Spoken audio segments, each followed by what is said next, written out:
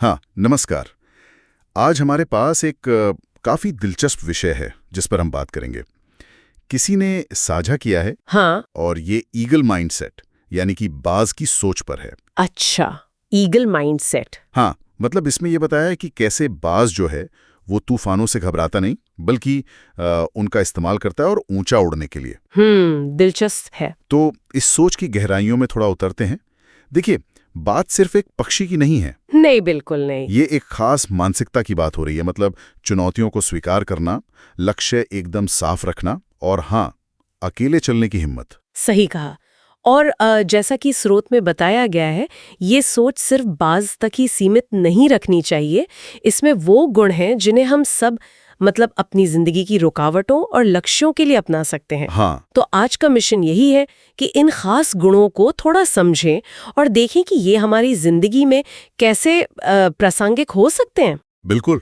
तो सबसे पहली चीज जो ध्यान खींचती है वो है तूफानों के प्रति बाज का रवैया। जहां दूसरे पक्षी वो छिप जाते हैं, बाज तूफानी हवाओं का इस्तेमाल करता है ऊपर उठने के लिए। हाँ, ये कमाल की बात है। स्रोत इसे जिंदगी की मुश्किलों से जोड़ता है, जैसे नाकामी, आलोचना या वो जो सेल्फ डाउट होता है ना, खुद पर शक। हाँ, और यहाँ दिलचस्प बात यह है कि स्रोत इसे सिर्फ बहादुरी की तरह नहीं देखता, वो इसे एक अवसर, एक मौके की तरह देखने को कह रहा है। अच्छा। हाँ, मतलब सवाल ये उठता है कि क्या मुश्किलें हमें सिर्फ तोड़ने आती हैं या फिर क्या वो हमें उड़ना सिखाने आती हैं?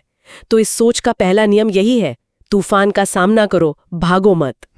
सामना करो, भागो मत। फिर स्रोत बाज की दृष्टि पर आता है, ईगल विजन। हाँ, वो पैनी नजर। कमाल की क्षमता है मीलों दूर से अपने लक्ष्य को पहचान लेने की, और इसकी तुलना आज की दुनिया से की गई है। बिल्कुल।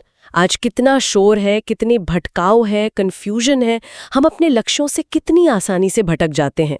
सही बात है। तो स्रोत के मुताबिक इस तरह की स्पष्टता और फोकस पाने के लिए 3 कदम है। ओके। पहला, शोर से दूर हटना, मतलब साइलेंस, शांति खोजना।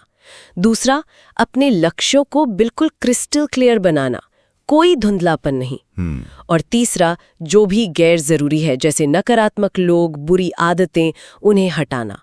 स्रोत कहता है कि स्पष्टता ही आज की सबसे बड़ी लग्जरी है। स्पष्टता सबसे बड़ी लग्जरी, वाह। और यहाँ ये और भी दिलचस्प हो जाता है। स्रोत बात करता है बाज के अकेले उड़ने की, फ्लाई सोलो। हाँ, ये बहुत अहम बात है। बाज झुंड में नहीं उड़ते, उन्हें किसी की अप्रूवल या साथ की जरूरत नहीं होती।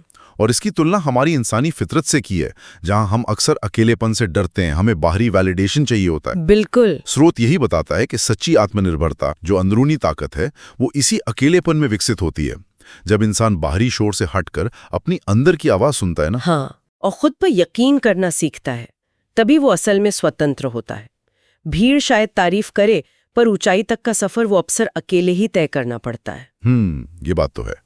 भीड़ हौसला बढ़ा सकती है, पर उड़ान अकेले ही भरनी होती है। सही। स्रोत एक और शक्तिशाली बिंदु उठाता है, बाज का परिवर्तन, राइज अगेन। हाँ, वो नवीनीकरण वाली बात। हाँ, लगभग 40 साल की उम्र में जब उसके पंख भारी हो जाते हैं, चोंच मुड़ जाती है, तो वो एक बहुत दर्दनाक प्रक्रिया से गुजरता है। वो अपनी पुरानी चोंच, पंजे, पंख सब तोड़ देता है। हाँ, ताकि वो खुद को रिन्यू कर सके, नया बना सके। ये असल में हमारी जिंदगी की असफलताओं और गिरावटों का एक बहुत शक्तिशाली रूपक है। स्रोत यही कहता है कि गिरना अंत नहीं है, बिल्कुल नहीं। ये एक मौका है। हाँ, ये खुद को बदलने और पहले से भी ज्यादा मजबूत होकर वापस आने का अवसर हो सकता है। हार मान लेना एक विकल्प है, पर बाज की तरह वो दर्द चुनकर दोबारा जीना दूसरा विकल्प है। यही तो है लचीलापन, रेजिलियंस। बिल्कुल। गिरना बुरा नहीं, गिरे रहना एक चुनाव है। सही। तो हमने जो ये स्रोत देखा, इसका सार क्या निकलता है?